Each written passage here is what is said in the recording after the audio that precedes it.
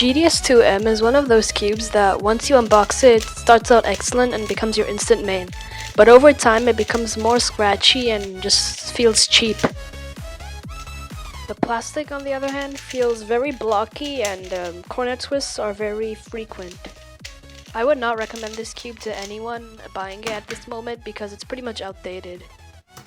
The GTS2M, on the other hand, is an excellent cube. The magnets don't do much, they just change the feel of the cube.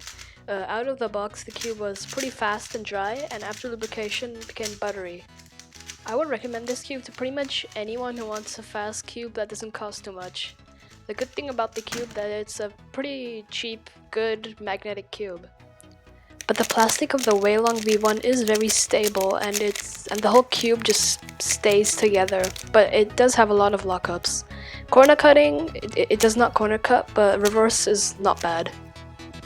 The Weilong GTS V2 is pretty much a good all-rounder, and I would recommend it for people who are getting faster.